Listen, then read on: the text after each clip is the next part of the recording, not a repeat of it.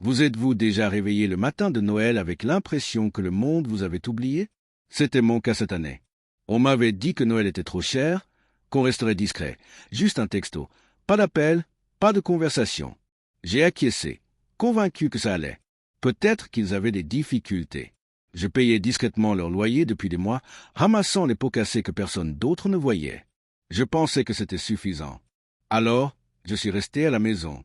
Pas de sapin, juste une guirlande lumineuse autour de la fenêtre, vacillant dans le ciel gris de décembre. Les restes de pâtes dans mon micro-ondes avaient le goût du vide que j'avais ressenti tout le mois.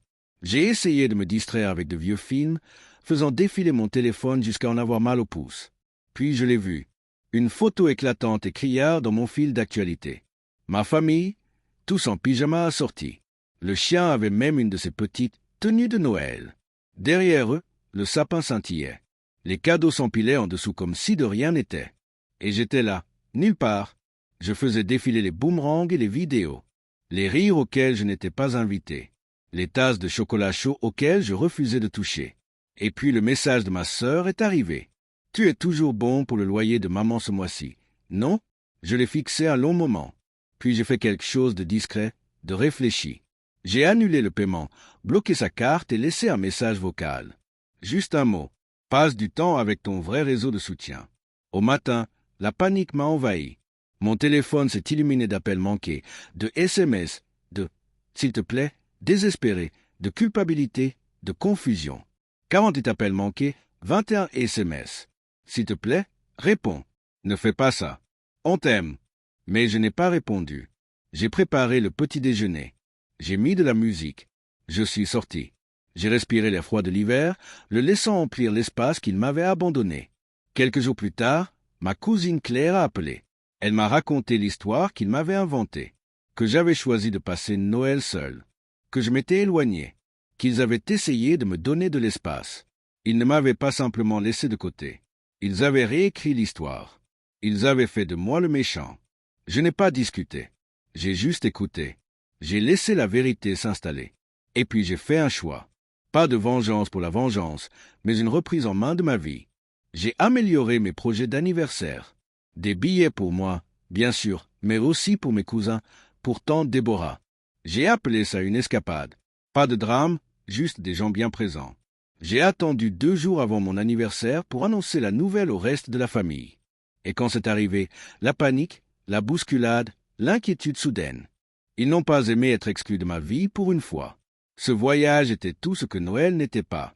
Des rires au soleil, du sable entre nos orteils, l'air marin emplissant nos poumons, Claire avec son gâteau à l'ananas, Henri avec son appareil photo jetable, tante Déborah qui gardait une trace de chaque instant idiot.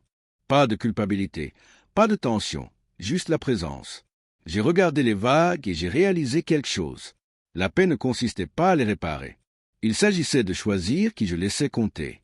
Sur la plage, je me suis souvenu des matins de mon enfance où j'avais été ignoré. Les cadeaux que j'avais soigneusement emballés pour mes parents et qui n'avaient pas été ouverts. Les genoux écorchés que personne n'embrassait mieux. Les séjours à l'hôpital où j'étais assis seul avec seulement un plat et de la soupe de Claire. Tout me revenait en mémoire. Les moments de silence et d'abandon. Et je comprenais maintenant. Je n'avais pas besoin qu'ils reconnaissent ma douleur. Il me fallait juste sortir de leur histoire et écrire la mienne. De retour à la maison, ils ont réessayé. Appel, SMS, excuses.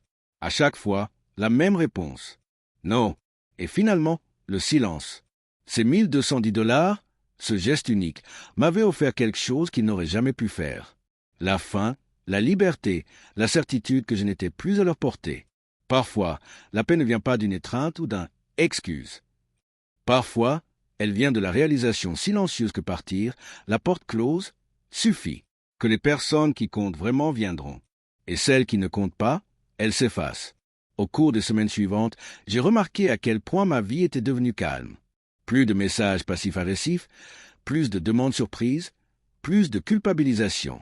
Ce calme était libérateur. Je commençais à la remplir des rires des personnes qui se souciaient vraiment de moi. Claire, Henri et Déborah. On plaisantait, on cuisinait, on riait à en avoir mal aux côtes. On n'avait besoin ni de la permission, ni de la validation de qui que ce soit. Puis 20 mars, je suis tombé sur la publication publique de ma mère sur les réseaux sociaux. Un classique. Son long paragraphe sur la perte familiale et le pardon. Des amis de l'église offrant des prières, des cousins éloignés laissant des commentaires de sympathie. Mais ce qui a attiré mon attention, c'est le commentaire d'un inconnu. Peut-être en avait-il enfin assez d'être manipulé.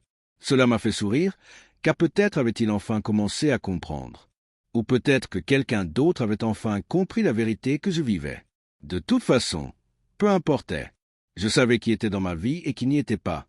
En avril, le dernier chapitre est arrivé dans la boîte aux lettres.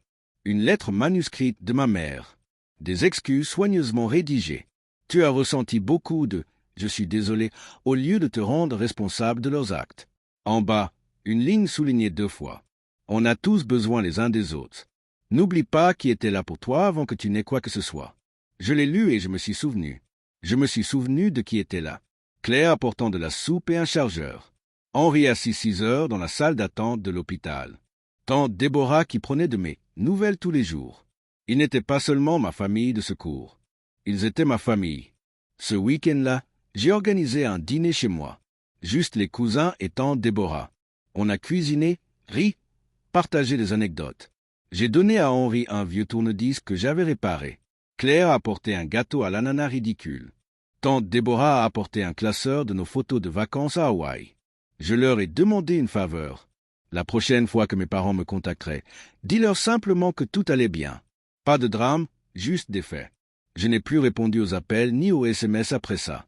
Le silence était le mien et c'était tout. La paix ne vient pas toujours avec la réconciliation. Parfois, cela consiste à s'éloigner, à choisir ses proches et à refuser d'être à nouveau exploité. Et pour la première fois depuis des années, je me suis réveillé en sachant exactement qui comptait. J'avais construit quelque chose de plus fort que leur manipulation. Une vie de clarté, de vraie connexion, de rire qui ne faisait pas mal. Et je ne m'étais jamais senti aussi bien.